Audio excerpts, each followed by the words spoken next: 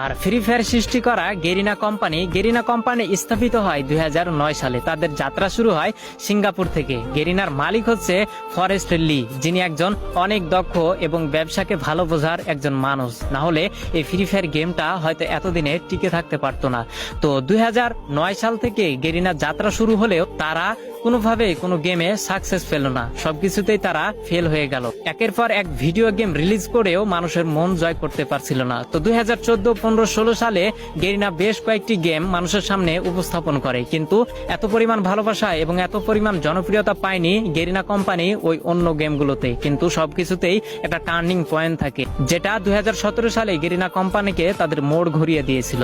যেহেতু 2017 সালে শুধু পাবজি গেমটাই ব্যাটল রয়্যাল গেম ছিল এবং মানুষের মাঝে উৎপত্তি হয়েছিল একটা বিশেষ গেম হিসেবে, সেহেতু গেরিনা কোম্পানির মালিক ফরেস্ট লি ভাবলো কেননা মোবাইলের জন্য একটা ভালো গেম উপস্থাপন করা যাক বা মানুষের